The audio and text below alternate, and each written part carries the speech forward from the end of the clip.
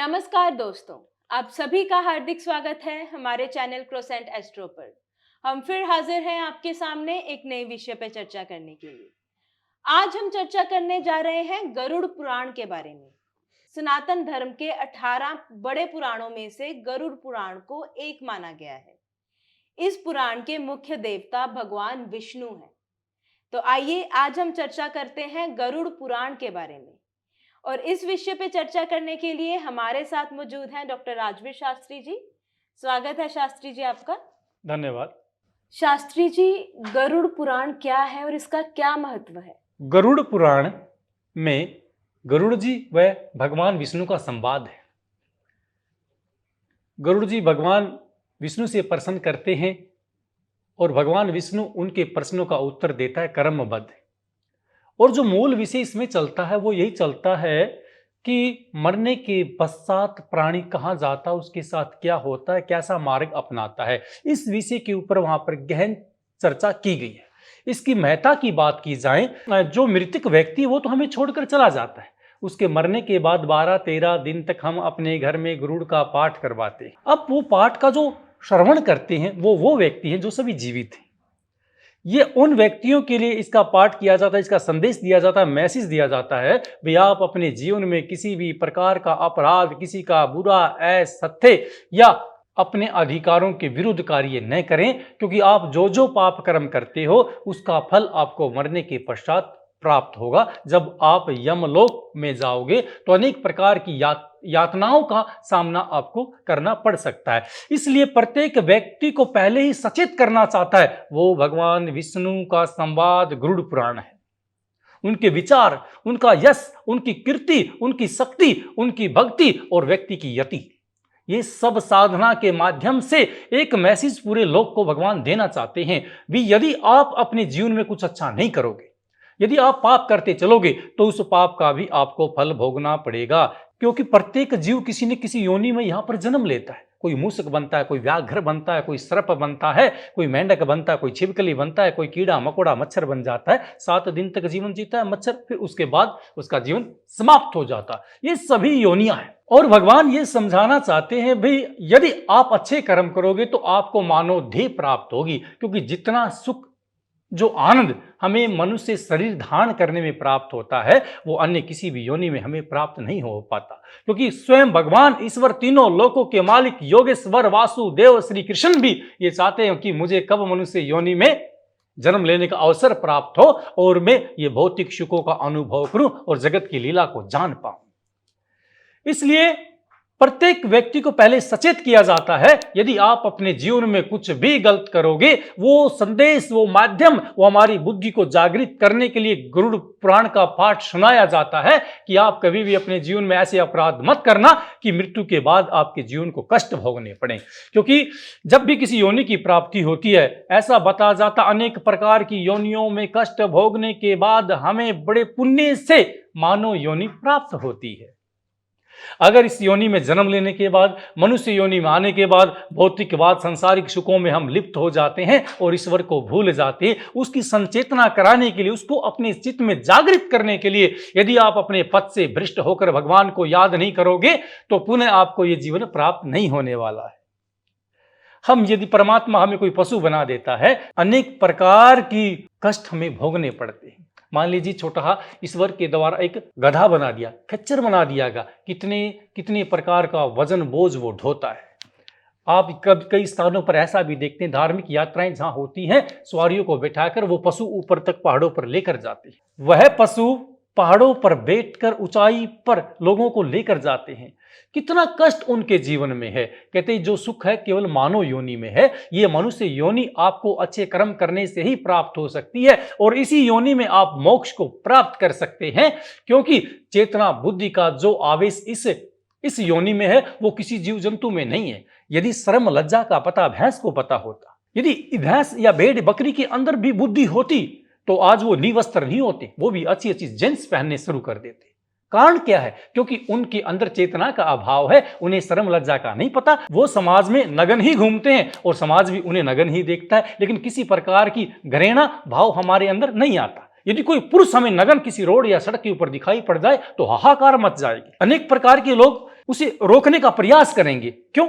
एक इतना बड़ा जीव परमात्मा का बनाया हुआ हाथी भी निवस्त्र घूमता है, क्योंकि उसके अंदर चेतना नहीं है, लज्जा नहीं है। लज्जा, शर्म, ईर्षा, प्रेम, दूरियां, मिलना, बिछड़ना, ये सब मनुष्य योनि में ही प्राप्त होता है। और भक्ति के माध्यम, तप से ज्ञान, और ज्ञान से ईश्वर की प्राप्ति का योग यदि मिलता है, वो मानव योनि में ही प्राप्त होता है, कोई पशु या पक्षी की योनि को नहीं मिलता है। इसलिए मनुष्य योनि श्रेष्ठ बताई गई है। और गरुड़ पुराण का पाठ सुनाकर हम बार बार उन लोगों को जागृत करना चाहते हैं, यदि आप अपने जीवन पर धर्म के पथ पर नहीं चलोगे, तो जिस योनि के माध्यम से ये कथाएं, ये प्रताड़नाएं आपको सुनाई जा रही है, अनेकों कष्ट भोगने के लिए आप भी अपने जीवन में तैयार रहना चाहिए। इसलिए गरुड़ पुराण का पाठ सुनने के बाद हमें बुरे कामों को छोड़कर परमात्मा के भय में जागृत होना चाहिए, उसके आनंद में लिप्त होना चाहिए, उसकी भक्ति में खो जाना चाहिए, क्योंकि इस लोक से पार उतारने के लिए भगवान विष्णु तीनों लोकों के मालिक वही सक्षम हैं।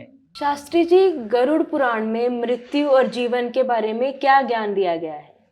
गरुड़ पुराण की यदि हम बात करते हैं तो हमारी पुराणों में अनेकों स्थान पर मृत्यु और जन्म का रहस्य लिखा गया है। यदि यम नचिकेता के संवाद की बात करते हैं, वो पूर्ण ही आत्मा के तंत्र इंद्रियों के ऊपर रखा गया है। यदि महाभारत भीष्म पर्व के अंश भगवत गीता की यदि मैं बात करूं, वो पूरी हमारी आत्मा जीवन के ऊपर काम करता है।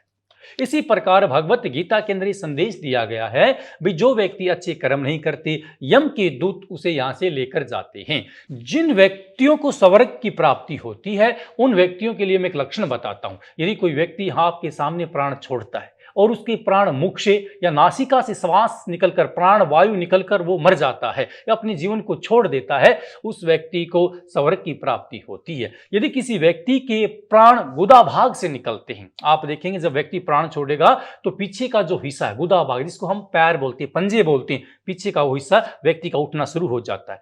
इस प्रकार के व्यक्तियों की जो मृत्यु निकलती है गुदा भाग से, उन्हें नरक की प्राप्ति होती है। इसके लक्षण से यह पता लगता है इस व्यक्ति ने अपने जीवन में धार्मिक कार्य नहीं किए, इसने पाप कर्म किए। यदि मुख वायु से हमारे प्राण निकल जाएं, वो श्रेष्ठ माना जाता है। और जो इसका माध्यम है, यदि आपने बुरे कर्म करें तो यम के दूत अनेक प्रकार की यात्राएं देते हैं, गरम गरम तेल की कढ़ाई में डाल देते हैं, अनेक प्रकार के डंडे, प्रहार, साटा, हैंटर से उस व्यक्ति के ऊपर प्रहार करते हैं जो व्यक्ति पापी होता है, और उसे भूखे पैसे को कुछ खाने नहीं देते और उसको खींचते हुए लेकर जाते। कई योजन की दूरियों पर, कई प्रकार की नदियों के माध्यम से उस व्यक्ति को पार किया जाता है। अनेक प्रकार की प्रताड़नाएं दी जाती हैं, और उन कष्टों को भोगते हुए जब वो पापियों की दुनिया को देखता है तो भयभीत हो जाता है। कहता है, वो सोचता है कि एक बार मनुष्य योनि मुझे दोबारा मिले तो मैं पाप कर्मों को भूल जाऊंगा। परंतु एक सत्य है जो कि मूल एक सत्य है, संस्कृत भाषा से हमारे दर्शनों के माध्यम से बताया गया। जब व्यक्ति शरीर को छोड़ता है तो आत्मा चली जाती है एक प्राण आयु से, और वह पुनः किसी अन्य स्थान पर जाकर अपने जीवन को धारण कर लेती है। इस लोक में मृत शरीर रह जाता है जिसकी कोई उपयोगिता नहीं है। इसके अंदर गला, इसके अंदर मांस, हड्डी, वह एक दुर्गंध बच जाती है, क्योंकि ये शरीर मृत होने के बाद किसी भी काम का नहीं रहता। प्रत्येक व्यक्ति कहता है इसको उठाओ और इसका दाह संस्कार अति शीघ्र किया जाए।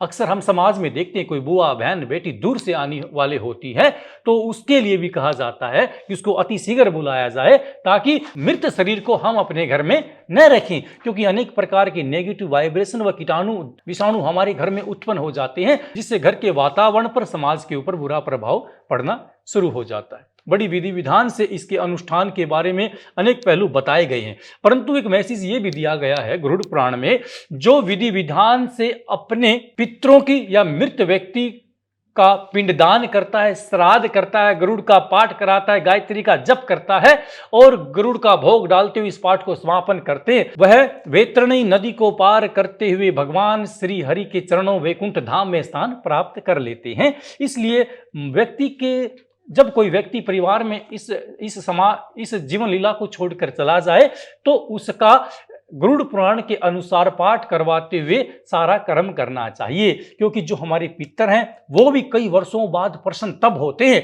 जब हमारे कुल में कोई एक पुत्र ऐसा हो जो पितृ भक्त हो, अपने पितरों के लिए अनुष्ठान करे, तर्पण करे, दान करे, तीर्थ पर जाकर स्नान करे। उन्हें देखकर पितर भी आशीर्वाद देते और अपनी छाती को खुटखुटाते हैं, भी मेरे वंश में कोई ऐसा पैदा हो गया है जो अपने पूर्वजों को जल देने वाला हो। हम अक्सर देखते हैं समाज में किसी व्यक्ति की दूसरे व्यक्ति के साथ लड़ाई होती है तो वो क्या कहता है, मैं तेरा सर्वनाश कर दूंगा, तेरे कुल में कोई पानी पिलाने वाला भी नहीं बचेगा। इसका अभिप्राय क्या है? जब कोई पुत्र घर में नहीं होता, परिवार में कोई व्यक्ति, कोई जन नहीं बचा, तो कौन व्यक्ति बचेगा जो श्राद्धों में पितरों के लिए जल अर्पण करता है, ब्राह्मणों को भोजन खिलाएगा, गऊ को रोटी देगा, कौवे के लिए ग्रास निकालेगा, कुत्ते के लिए भी कुछ भोजन वितरण करेगा। ये क्रियाएं कौन करेगा?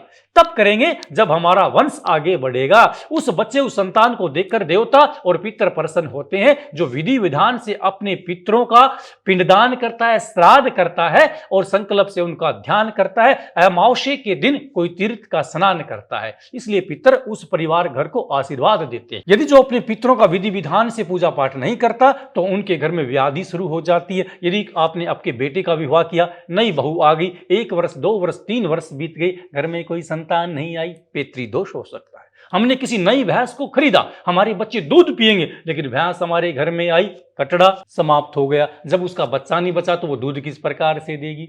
आपने भैंस के थनों को अच्छी प्रकार चेक किया, बहुत अच्छा दूध देते, दुधारू भैंस लेकर आए, आपके घर में आने के बाद 2 थन खराब हो गए, उसने दूध देने में व्याधि उत्पन्न करी। इस प्रकार के अनेक प्रकार के संकट हमारे जीवन में आने शुरू हो जाते हैं। इसलिए गरुड़ पुराण के अनुसार पितरों का श्राद्ध करना चाहिए, पूजन पाठ करना चाहिए, ब्राह्मणों का सम्मान करना चाहिए, गौ माता को ग्रास आदि दान देना चाहिए। इससे हमारी अनेक व्याधियां दूर होंगी और हमारी आने वाली पीढ़ियों को भी पता लगेगा। जो व्यक्ति हमारे बीच में से इस लोक को छोड़कर चला गया, मात्र वो एक दीवार के ऊपर फोटो लगाकर माला धारण करने के लिए नहीं है। और आज तो जमाना ऐसा आ गया है, यदि हम किसी पढ़ने वाले छोटे बच्चों से परदादा का नाम पूछ लें तो उसे उस दादा का नाम भी याद नहीं होता। हम अपने पूर्वजों को भूलते जा रहे हैं। भारतीय संस्कृति और सनातन धर्म कहीं ना कहीं गरुड़ पुराण के माध्यम से हमारी आज की जनरेशन को, आज के युवा को यह संदेश देना चाहता है कि जो व्यक्ति हमारे बीच में से चले गए हैं, उन व्यक्तियों को भी हमें समय समय पर याद करना चाहिए, स्मरण करना चाहिए, क्योंकि उनके रक्त का बीज बिंदु हमारे शरीर में प्रवेश किया और आज हम इस लोक में विचरण कर रहे हैं, बोल रहे हैं, खा रहे हैं, पी रहे हैं, नृत्य कर रहे हैं और गाना गा रहे हैं। ये किसका आशीर्वाद है? ये हमारे पूर्वजों का है और इसलिए हमें उन्हें कभी भी नहीं भूलना चाहिए। भगवान विष्णु ने ब्राह्मण को उसका माध्यम बनाया। भाई आप इसको पुण्य करोगे, दान करोगे तो आपके पितर प्रसन्न होंगे, उसके माध्यम से उस चीज को वहां पर भेजा जाता है। इसलिए सर्वदा अपने पितरों का ध्यान रखना चाहिए और यदि कोई व्यक्ति जीवन लीला को छोड़कर चला जाए, विधि विधान से गायत्री पाठ के साथ में घर में गरुड़ पुराण का पाठ भी हमें करवाना चाहिए। इससे मनोशांति के साथ साथ घर की शुद्धि होती है, पवित्रता आती है और हमारे रिश्तेदारों से मेल मिलाप भी शुरू हो जाता है। आपके चैनल के माध्यम से एक मैसेज मैं आज की पीढ़ी को जरूर देना चाहूंगा। अनेकों प्रकार के व्यक्ति हमें समाज में ऐसे भी मिलते हैं जो इस विषय के ऊपर अपनी विचारधारा को प्रकट करते हैं। फेसबुक, सोशल मीडिया के ऊपर अनेकों प्रकार के मैसेज पढ़ने को मिलते हैं भी ब्रह्म भोज निषेध होना चाहिए। एक पहलू देखा जाए, इसके ऊपर विचार किया जाए, जो रूपरेखा हमारे पूर्वजों ने शुरू की है उसका अभिप्राय क्या, हम वहां तक नहीं पहुंच पाते। यदि कोई ब्राह्मण विरोधी है, इस पोस्ट को सोशल मीडिया पे डाल दिया, ब्राह्मणों को भोजन न करें। अरे भले आदमी उस व्यक्ति को कोई साइकोलॉजी समझाए, उसको कोई मनोविज्ञान समझाए, उसको एक बार पास में बैठाकर बताए कि ब्रह्म भोजन से अभिप्राय क्या है। यदि कोई व्यक्ति हमारे घर में मर जाता, हमें छोड़कर चला जाता है, हमारा मामा, फूफा, नाना, मौसी, बुआ, जो भी रिश्तेदार आता है, वह एक बात ही आपसे बार बार पूछता है, कैसे हुआ, क्यों मरा, कितने बजे मरा, खाना क्या खाया, क्या करा। अरे हजारों व्यक्ति हमारे घर पर शोक प्रकट करने आते हैं, सबका एक ही प्रश्न होता है, क्योंकि वो व्यक्ति चाहते हैं जिसके घर में व्यक्ति मरा है या मृत्यु हुआ है, वो पीड़ित है, बार बार उसके मन के अंदर से वो बात बाहर निकले और जब मन की बात बाहर निकलती तो मन हल्का हो जाता है, हमारा दुख दूर होता है। अब दूसरी बात ये निकल कर आती है, जिसके घर में मृत्यु होती है वो काफी दिन तक खाना नहीं खाते। वो ये नहीं देखते कि भोजन में क्या बनाया, रोटी के ऊपर घी रखा नहीं रखा, सब्जी में नमक था नहीं था। बड़ी दुविधा के साथ वो रो पीट कर अपने दिन को व्यतीत करते हैं। जब 12-13 दिन बीत जाते हैं, गरुड़ पुराण आज के समाज को और उन मनुष्यों को शिक्षा देना चाहता है। शिक्षा ये देना चाहता है कि 10-12 दिन जब कोई व्यक्ति हमें छोड़कर चला जाता, हम उसके साथ नहीं जा सकते। यदि देश का प्रधानमंत्री भी इस लोक को छोड़कर चला जाए, दुनिया ऐसे ही चलेगी। इंदिरा गांधी चली गई, राजीव गांधी चला गया था, अनेकों प्रकार के लोग चले जाते हैं, किसी का पिता चला जाता है बचपन में। ये सृष्टि नहीं रुकती, ये क्रम बिंदु अग्रसर होता रहता है। अनेकों जीव इस सृष्टि को छोड़कर चले जाते हैं, जो शमशान में एक छोटी सी राख भभूति बनकर रह जाते हैं, और अनेकों जीव इस पृथ्वी पर जन्म लेते हैं, जहां पर डीजे ढोल बजाए जाते हैं, अनेक प्रकार की पार्टियां का आयोजन किया जाता है। ये पहलू एक पल में खुशी में परिवर्तित हो जाते हैं, और जब कोई मरता है तो शोक में डूब जाते हैं। 12-13 दिन तक उन व्यक्तियों को खाने का होश नहीं रहता, किसी से बात करने का होश नहीं रहता, अपनी चीज का ध्यान नहीं रहता, और बच्चों को स्कूल का पता नहीं रहता, वो पूरा परिवार बिखर जाता है। हम 12-13 दिन के बाद ब्राह्मणों को घर पर आमंत्रित करते हैं, रिश्तेदार एकत्रित होते हैं, लड़की पक्ष वाले भी आते हैं, और अनेकों रिश्तेदार सगे संबंधी गांव के लोग एकत्रित होकर ब्राह्मणों को भोजन कराते हैं। इसका अभिप्राय, इसका मनोवैज्ञानिक भाव यही है कि आज घर में अच्छा पका हुआ खाना बनाया जाए, और ब्रह्म भोज से कि हम दान कर रहे हैं, इन व्यक्तियों को भोजन शुरू करें। आज के बाद में हम सभी एक साथ बैठकर सह परिवार खाना खाएंगे, और जो व्यक्ति हमें छोड़कर चला गया उसके लिए स्वर्ग की प्रार्थना करेंगे, इस शोक में नहीं डूबेंगे। क्योंकि एक स्थान पर यह भी बताया जाता है, मृत व्यक्ति को याद कर जो बाद में परिवार वाले व्यक्ति रोते हैं तो उसकी आत्मा को कष्ट होता है। इसलिए कभी भी हमें ज्यादा रुदन नहीं करना चाहिए, उसकी आत्म शांति की प्रार्थना ईश्वर से करनी चाहिए। शास्त्री जी, गरुड़ पुराण को पढ़ने के लिए किस तरीके की धार्मिक उपासना की जाती है? गरुड़ पुराण को पढ़ने के लिए सर्वप्रथम हमें इसकी विधि को जानना चाहिए। घर में हमारी पवित्रता होनी चाहिए। जहां पर गरुड़ का पाठ रखा जाता है वहां पर काले रंग के तिल भी स्थापित करें, और मृतक व्यक्ति की तस्वीर भी आप लगा सकते हैं, और वहां पर धूप आदि देकर भी इस आराधना को शुरू करें। इसे समझने की उपासना की यदि बात की जाए, एकाग्रता जिसको हम बोलते हैं, अपने मन को नियंत्रित कर लेना, अपनी भावनाओं को संयम में रखना। यदि जहां पर गरुड़ पुराण का पाठ होता है तो आपका ध्यान उस कक्ष में उस पाठ के ऊपर होना चाहिए। आपकी विचार शक्ति उस विषय से हटकर बाहर न जाए, तभी वो शक्ति आपका कल्याण करती है। क्योंकि पुराणों का इतना जबरदस्त महत्व भारतीय संस्कृति में बताया गया है। यदि कोई अपने मुखारविंद से वाचन नहीं कर सकता, बेचारा गूंगा है, और उसके कान ठीक है, यदि वो श्रवण करता है, श्रवण मात्र से भी उसको मोक्ष की प्राप्ति हो जाती है। इसलिए धार्मिक महत्व और इसकी उपासना को बड़े ध्यान से जो व्यक्ति श्रवण करते हैं और विष्णु भगवान का ध्यान करते हैं, उनका जन्म जन्मांतर के पापों से मुक्ति मिलती हुई श्री हरि में प्रवेश कर कर कल्याण हो जाता है, और मृत्यु जन्म के बंधन से वो व्यक्ति मुक्त हो जाते हैं। शास्त्री जी, आज आपने हमें और हमारे दर्शकों को गरुड़ पुराण के बारे में ढेर सारी जानकारी दी, इसके लिए हम आपके बहुत बहुत आभारी हैं।